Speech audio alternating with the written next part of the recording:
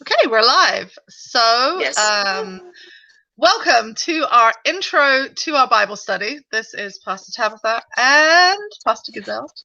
Hi, hoe is Hi. het? Wij Yeah, zijn er weer in onze twee talen en we willen inderdaad een korte introductie geven van de Bijbelstudie die wij draaien, Real Time Jesus. yeah. So it's really exciting. As you guys know, we always work in our two languages, sometimes three or four, depending on which way the wind blows. But at least two languages. And we are teaching a youth Bible study class together.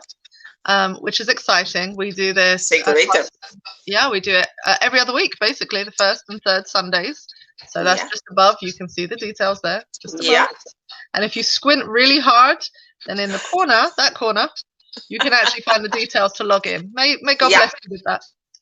Ja, absoluut. En mocht het zo zijn dat je denkt van nou, ik heb dit rare fotootje ergens wel langs zien gaan, maar ik heb de details niet, dan kun je ons altijd nog via Facebook of via Instagram of anders gewoon via de kerk, de Zevende Dags Adventisten, zijn we te vinden. Dus laat maar weten als je mee wilt doen. Maar we dachten, we geven een korte samenvatting van wat we de vorige keer tijdens de eerste sessie op Matthäus hebben besproken. En ik zal eigenlijk vanavond meer vertalen voor Tabitha dan zelf insteek geven, want zij heeft de presentatie destijds voorbereid. En het zou geweldig zijn als jullie dit weten, om te kijken of het jullie prikkelt om ook mee te doen. Want wij staan ervoor open. Yeah. So basically, we are in one of my most favorite and most exciting topics. We are looking at the book of Matthew, and we are discovering who Jesus really is at his core. And we're answering critical questions, I think, about Jesus's identity that help inform us as Christians. Zeker. And so to do that, you actually have to read the biblical text, which is fun. Absoluut. En daarom hebben we ook een Bijbelleesplan opgesteld. Je vindt het ook in onze reclamegif, zeg maar. Waarbij je Matthäus in 2 weken tijd helemaal kan doorlezen. Ter voorbereiding. Yeah, so that's really important that we actually give you a free gift, which is a Bible reading plan. And basically you can read the book of Matthew in 2 weeks. To be fair, it's a small book. You could kind of read it in an evening, but we're kind to you. We love you very much. Als je echt wil lezen en wil ontdekken wat er staat. Als je echt wil lezen en begrijpen wat er allemaal tevoorschijn komt. Neem je tijd. Neem je tijd. Yeah, absolutely. Take your time, enjoy the book. Yes. But the first thing you'll notice about Matthew is something that's really odd. So in other books, you may have, somebody said hello. Hi. Hello, Samuel. Hi. Nice to see you. So in other books that you read in the Bible, in fiction works or in historical books, your opening chapters set the scene in a magnificent way about how the person is. And the book of Matthew opens with a genealogy, a list of names. Hele lange lijst namen ter introductie van Matthäus. Terwijl je eigenlijk zou verwachten dat hij zijn verhaal op een andere manier zou beginnen. Maar hij doet het zo. En hij doet dat bewust. Yeah. And I think it's really important to just draw out that when we start reading the biblical text, when we're reading kind of Matthew as a book, he comes from a great tradition and he's trying to reach various people in that. Mm-hmm. And he's setting the scene that Jesus, who Jesus is and why he's there. So he's like really trying to big it up. And it doesn't come across if you're a 21st century reader. Because as a 21st century reader, I'm like, okay, I don't know these people. Het is een beetje saai voor ons, hè, om het zo te lezen.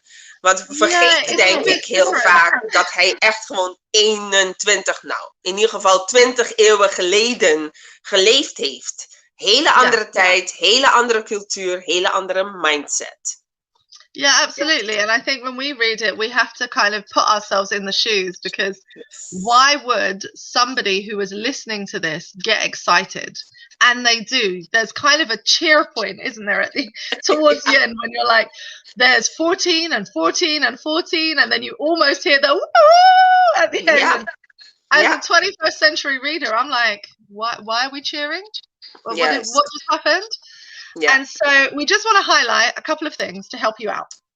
Ja, dus hier bij deze een paar kopstukken, of in ieder geval bullet points, belangrijke punten, elementen uit deze eerste paar versen. We hebben het maar over 17 versen in 1 hoofdstuk uit Matthäus. Voor jullie.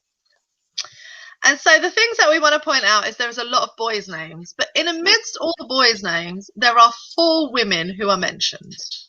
Ja, we komen allemaal mannennamen tegen. Allemaal met hun eigen verhaal. En het is duidelijk een genealogie. Dus het is een stamboom dat wordt uitgezet. En we komen 4 vrouwennamen tegen. Yeah, I always like to explain it like this. In the Bible, men have babies. And it's really amusing because you know biologically that didn't happen.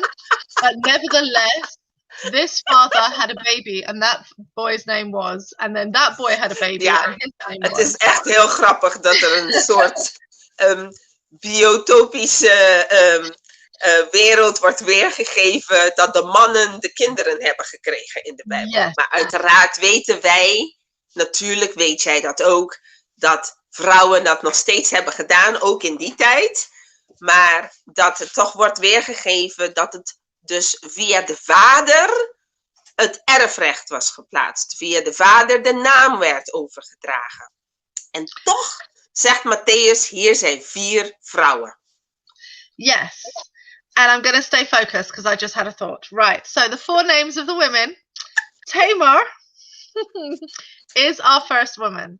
And so my advice to you is go look up the story of Tamar because it is funny, it's engaging, it's difficult, it shows up the person who's in the position of power as being not very kind and not very gentle.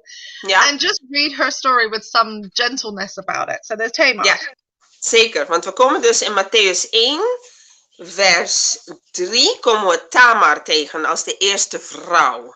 En inderdaad, haar verhaal treft je aan in het Oude Testament. Je kunt gewoon even snel googlen en je vindt het. En het is een verhaal van een vrouw met haar schoonvader. En dat is gewoon inderdaad zeer humoristisch. Maar tevens brengt het ook gewoon heel veel belangrijke kanten van de cultuur naar voren die je niet wil missen. And then we have Rahab and Ruth, and they're in verse 5. Ja, in vers 5 treffen we Rahab en Ruth. Ja. Yeah, and those stories, Rahab is like my favorite Bible character. She is like serious. And when I say that, people go, you like the prostitute? That's your favorite character? And I'm like, absolutely, because this is a businesswoman. She is shrewd. She is clever. She thinks about her whole family. Zeker intelligent. She's so intelligent. Ja. She does not play with God and her family. She was like, we all getting saved today. I was like, so yes, I do like ze pakt het zeer assertief, effectief en efficiënt aan. En zij is inderdaad vanuit de zakelijk denken, heeft ze een benadering gehad waarbij ze erkende dat God was en daarmee haar hele familie gered. En ook zelfs onderdeel geworden is van de genealogie van Jezus Christus. Wauw. Absolutely. And then there's Ruth. And Ruth is she's a good one to read if you like naughty behavior. She walks on the wild side. So any ideas you had about scripture being boring and uninteresting, the uncovering of feet will totally change your mind. It will just, she uncovered his feet. Ja, zuster, we gaan even terug naar Matthäus 1, hè? Maar het is belangrijk inderdaad dat Rut ook in de genealogie van Jezus verschijnt. Lees het boek Rut. Als je tijd hebt, je kunt het ook op een audiobijbel afluisteren. Listen to it, yeah, absolutely. Geweldig mooi om te begrijpen hoe deze Moabitische vrouw een plek kon verwerven binnen de belangrijkste lijn. Dat leidt naar Jezus Christus. Zij was voorouder van koning David. That's right. And then we have, of course, now you've mentioned David, you have to mention Bathsheba, the wife of Uriah. You got to do it, right? So you've already said it. You've already said it. So we have Moabites, we have Canaanites, and now we have Moabites. Yeah. And for those of you who have issues surrounding identity and prejudice and race, this story really tips on its head those ideas. Yeah. It throws out and says, hey, you think that about this pure race, or you think about a pure people, or you think about that, and I'm just going to throw in there Canaanite, Moabites, and Hittites. No, en niet alleen dat. Niet alleen dat het vanuit verschillende culturen komt, maar ook vanuit verschillende levensstijl, verschillende verhaallijnen. Want we hebben het hier over een weduwe die hertrouwde in Rut, maar eigenlijk een gescheiden vrouw die weduwe werd in Batseba, de vrouw van Uriah. En het is gewoon heel bijzonder en belangrijk te beseffen dat ook hier weer een lijn te vinden is dat wij allen een thuis kunnen hebben in Jezus, ongeacht hoe onze levens eruit zien. Maar goed, ook dat is een aparte preek. Hup, kom, we gaan verder. Want we hadden elkaar beloofd 5 minuten. En dus dan moeten we ons wel proberen aan te houden.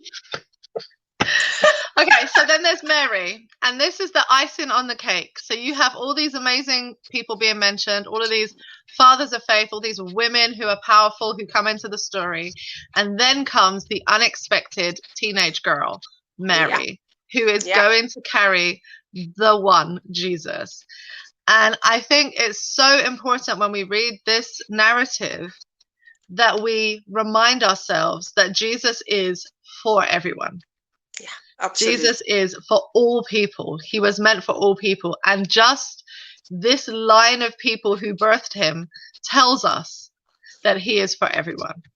Ja, want naast complexe verhaallijnen zoals zakenvrouwen in de prostitutie, echtscheidingen, weduwen, treffen we hier dus ook inderdaad in deze laatste vrouw een tienermeisje aan. En Jezus is er dus ook voor alle generaties. En hey, weet je, wij gaan komende zondag verder met onze studie in Matthäus. En wij hopen echt van harte dat je erbij wil zijn. Wij doen het in 2 talen, maar als je denkt van hey, eigenlijk kan ik me beter uitdrukken in een andere taal, vinden wij een weg. Wij vinden wel een manier. We will. We'll find a way. We'll sort it out. Listen, just come. Ontmoet ons op Zoom. Het is een veilige plek voor jouw vragen. It's safe to ask questions. En als wij het niet weten, dan zoeken we het op en dan hebben we het er daarna over. We zijn er voor jou komende zondag vanaf 8 uur op Zoom met Real-Time Jesus. So, yeah, it's really exciting. I have to always try and contain myself because even when I get on the Bible study, I can be a bit much because I get very excited about the text. And then everyone just goes, all right, Tabitha, dial it down. But 8 o'clock Sunday evening, we are going to be as effervescent and excitable as ever in our 2 languages doing the Bible study. It's always the first and third Sundays. You can see that above our heads, first and third Sundays of the month. So if you miss one, we will do kind of a roundup midweek to give you kind of what you missed, but you still have to kind of read it yourself. Like, don't just rely on us telling you. Yeah. Just read it yourself. It's not too long. And these stories are exciting. And Guisele mentioned something really great, like use an audio Bible. This is how it was meant to be heard. So if you're struggling to read, if you have dyslexia, if you find it difficult to read text for a long time, if you're stuck in the house and it's driving you insane, put the headphones on and go for a walk. Listen to the text, you know, and then come on Sundays in our 2 languages. Yes. With all the excitement and the bubbly, 3 truths and a lie. Activity game. Maar ja, daar kunnen we pas meer over vertellen zondag. Want we hebben altijd een standaard spel dat we met elkaar spelen als wij online ontmoeten. Maar kom, wees erbij. En we hopen je dan ook echt te zien. Tot dan. We would really love to see you. Yes. Any questions, contact either one of us. You've got our details on the screen. You can look us up this way on any platform probably and find us. So just contact us and we will give you all the details. Have a wonderful time until we see you on Sunday. Tot dan. See you then.